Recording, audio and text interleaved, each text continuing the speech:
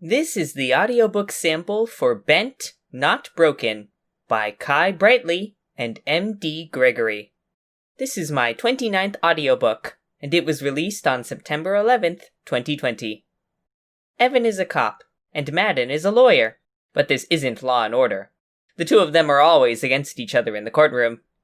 The two of them being at odds has me thinking about what kind of romance dynamics I personally like.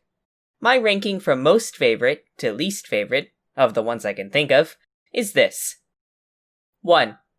The characters already know each other and have a friendly but not romantic history and come to love each other. I think this relationship dynamic has the most potential. You can flesh out the backstory and their chemistry. It can feel the most earned as a reader. And I just think it's the most heartwarming. It also has the most opportunity for interesting character growth. 2. The characters already know each other, don't like each other, but come to love each other. That's pretty much the dynamic in this book. The turnaround from enemies to lovers in their relationship is the hook. I'm a sucker for characters with history, but I do prefer when they already get along. 3. The characters meet for the first time, don't like each other, but then fall in love. This one is a make or break type of dynamic. If the two of them falling in love doesn't come off as organic, the whole relationship can suffer because they don't already have history to fall back on. 4. The characters meet for the first time, like each other immediately, and then fall in love. I'm not a fan of this basic premise. I like to see authors challenge themselves. Still, even though it's my least favorite out of these 4, there were some stories that can pull it off. I think if this is your goal, going full-on cozy and comfortable is the way to go. Embrace the strengths. I hope you enjoy this audiobook sample. Chapter 1. Evan Slater. Judge Tamaki stared down at the people in the courtroom from where he sat in his seat, his reading glasses hanging off the end of his nose. His black hair was combed back today, and he didn't look to be in a very good mood, if the downturn of his lips said anything. I didn't blame him. This case had been a clusterfuck of misused evidence and lack of protocol from the beginning. I blamed my partner Conrad for that. He was the idiot who didn't offer Riggs a lawyer, no matter how many times Riggs demanded one. By the time I got into the interrogation room, it was too late.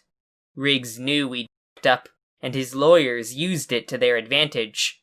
Now we were here, sitting in a courtroom where Riggs was on trial, and we were getting our asses handed to us. Conrad sat next to me in one of the audience rows, his brunette curls styled back so he looked reasonably presentable, as if it would help with the way he disregarded procedure. He had his navy blue New Gothenburg police uniform on, like me, and his hands were clasped in his lap. His knee bounced until it irritated me, and I kicked him in the foot. Conrad huffed, but the movement stopped. I glared at Madden Polunin and Riverdemchenko. I'd been called to testify, and Polunin had ripped me a new one on the stand. It wasn't the first time I'd come face to face with the smug asshole, and it probably wouldn't be the last while he defended the Kings of Men MC. Judge Tamaki looked at the jury to the left of him, mouth pressed firmly in a thin line. Members of the jury, have you reached a verdict? A balding man stood in front of the other members, clutching a piece of paper in his trembling hands. He nodded, chewing on the corner of his lip. Sweat beaded at his forehead, and he wiped at it with the sleeve of his black suit jacket. Yes, Your Honor, we have. Members of the jury, on the case of Mason Riggs versus the state of New York, what do you say? Judge Tamaki shoved his glasses up his nose and stared at the man through them. The bald man cleared his throat, straightening his back. Your Honor, the members of this jury find the defendant not guilty. Rage swelled in my gut, and I clenched down on my teeth, gaze jumping to the bastard biker in between the two lawyers at the table in front of us. Riggs did a small fist bump with Polunin and grinned at him. There were a few kings on the benches behind him, and they cheered too. One of them, who I'd seen earlier, with a foreign language tattoo on his upper cheek, leaned forward and patted Riggs on the back. After everything we did to catch these motherfuckers, all it took was one fuck-up from us and a bit of conniving, and they were released straight back on the streets.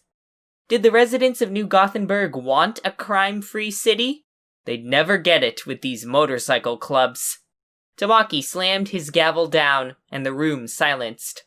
Members of the jury, the court dismisses you and thanks you for a job well done. He peered at Riggs carefully, straightening his glasses on his nose. Mr. Riggs, you are free to go, but I must warn you against breaking the law. Miracles rarely happen twice. This session is adjourned. All rise, the bailiff ordered, and the entire courtroom stood. I couldn't tear my eyes away from Riggs and Polunin. They were as bad as each other. I never understood why someone with a law degree, who promised to uphold the law, could actively defend a biker who was caught with drugs. The entire scenario never made sense to me, but then I'd seen lawyers like him before. They were driven by money, without a sense of care about who they were defending. As long as they got their retainer and fees, what did it matter that those drugs Riggs got caught with would kill teenagers? The thought made me exhale angrily as Judge Tamaki exited the room.